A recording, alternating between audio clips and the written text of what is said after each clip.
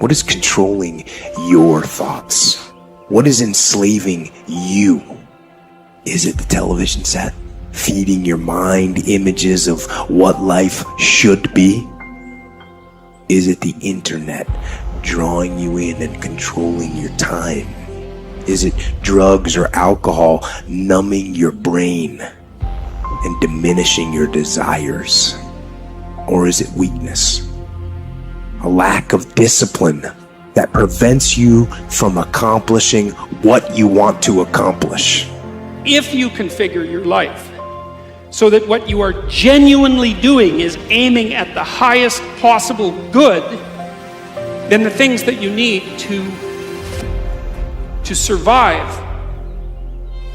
and to thrive on a day-to-day basis will deliver themselves to you. If you dare to do the most difficult thing that you can conceptualize, your life will work out better than it will if you do anything else. The Englishman says, well, if that's the way it's going to work out, let's give it a go. Right, that's what it's for. Give it a go. Somebody says, yeah, but I'm looking for safety and security. Fine, then huddle in a corner. We'll cover you with a sheet, bring you 3 meals a day. And we'll protect you, feed you, look after you, care for you. We won't let anything happen to you. And you'll probably live to be 100. The guy said, well, yeah, I'd live to be 100. But what a way to live. Right. What a way to live, safe and secure. Don't ask for security. Ask for adventure. Better to live 30 years full of adventure than 100 years safe in the corner. And see, it's not important how long you live. What's important is how you live. But I think that some of us are producing results in our lives that level of commitment brings that we particularly don't like or find distasteful.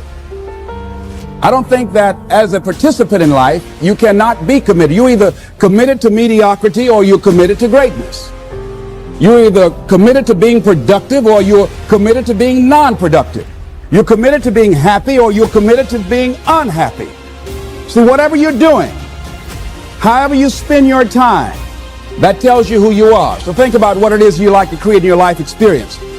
On the other hand, you can make the commitment to your life that you don't like the results that you have and that you're going to do something about it. See, that power is available to all of us. People who look at life and decide, I want something different for myself. I made the commitment to do it, and I did it. Why is it that people are frightened by commitment? Because when you say the word commitment, that intimidates a lot of people. Why? Because it means you have to deliver. So most people like to use that language. They don't want to commit themselves because commitment means, among many things, no excuse is acceptable. That's what it means. No excuse. That if you decided that you're going to do this, if it's difficult, so what? If it's inconvenient, so what? If it becomes hard, then do it hard. Almost any accomplishment in the history of the world has come at the hands of people who've taken risks. People who are willing to push the envelope. People who are willing to explore the unknown. Even if you go and you look in the Bible, you know, the people that are held up as the heroes, they're not the ones who were sitting in their tent under an olive tree. And, you know, the key thing about taking risk is learning. You know, and if something doesn't work out, learn from it, and then you're able to move further. We have to always recognize that we will never make progress unless we're willing to take risks. Claim that you can't do your dream. Dreams require sacrifices. People don't want to sacrifice because they're so used to mommy or daddy or the system or the government or something else taking care of both. It's not how it works. You don't get to the 1% land. You don't get to that unbelievable place of happiness. You don't get to live your dream. You're not entitled to your dream. You have to fucking bleed for your fucking dream. This is dreams we're talking about. We're talking about dreams. But can people just make that change? I mean, Yes, look, you can, I believe they but you can. have to plan it out. The way you can change is you have to put aside enough money to give yourself a window.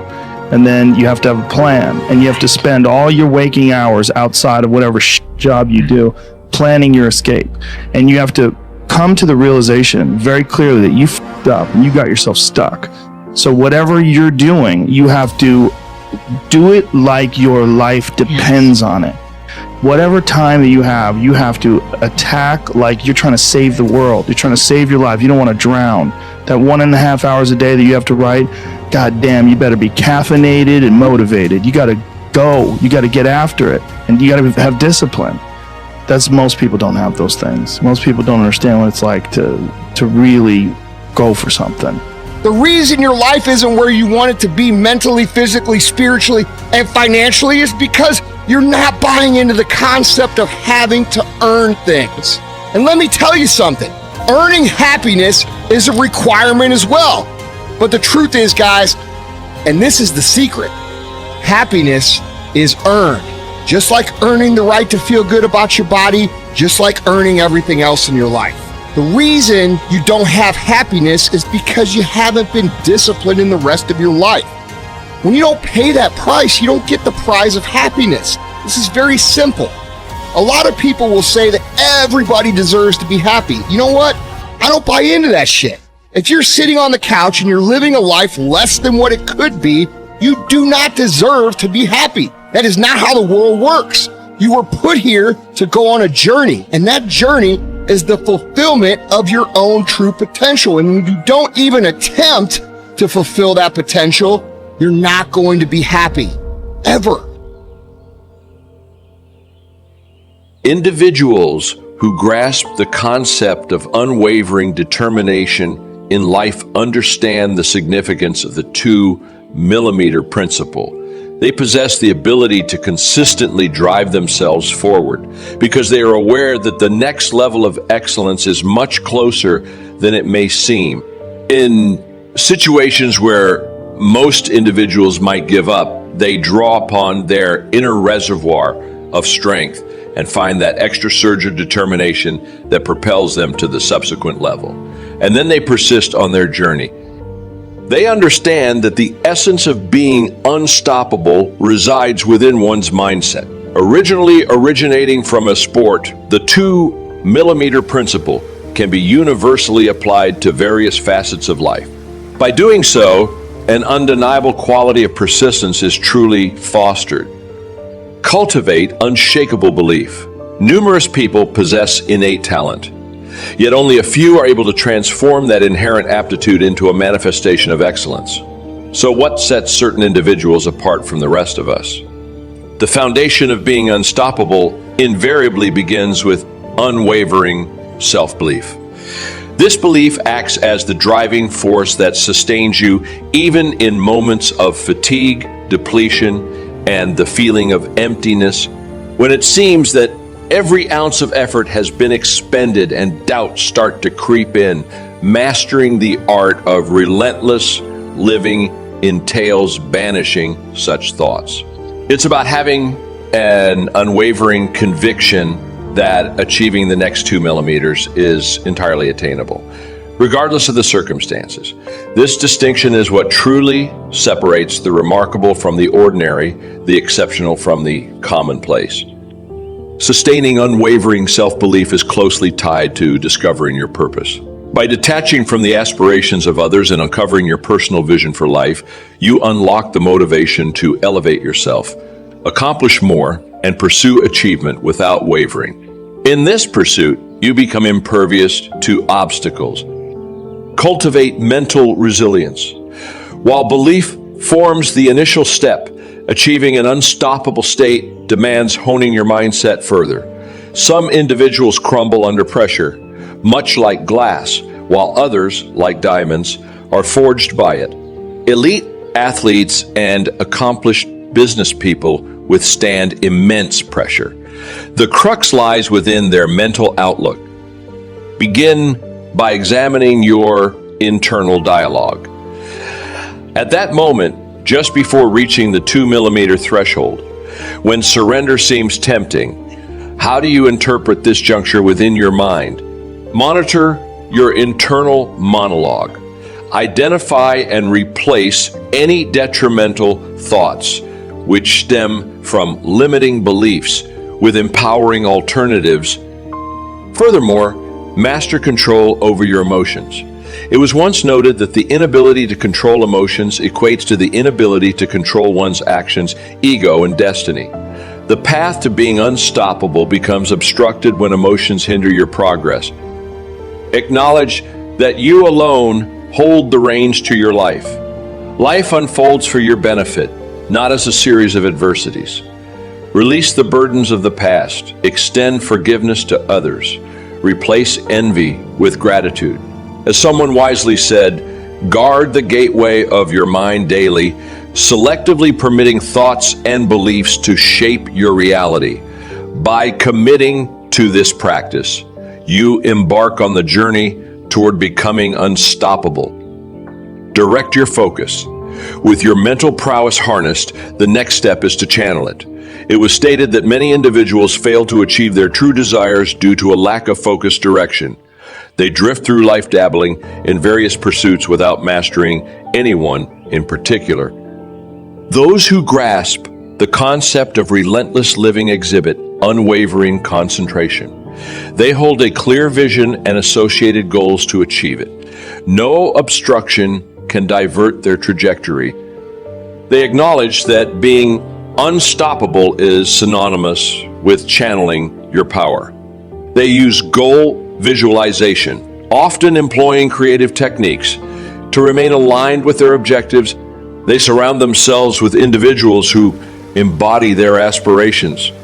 They discard anything hindering their progress toward their goals. This endeavor is undoubtedly challenging, yet it's indispensable. Execute diligently. Talent, check. Unyielding belief, check. Goals outlined, check. Now action becomes imperative.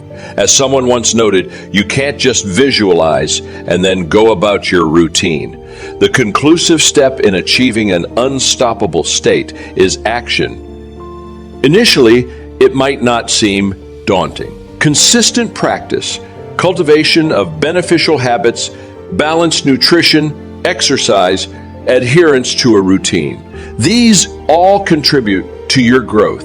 You continuously nourish your intellect and gain fresh insights each day. Nevertheless, a plateau inevitably emerges. This plateau is a natural phase within the cycle of improvement. The demarcation between those familiar with the art of relentless living and those who fall short of their potential lies in the ability to transcend plateaus, rebound from failures, and persistently persevere. Success remains elusive without a willingness to stumble.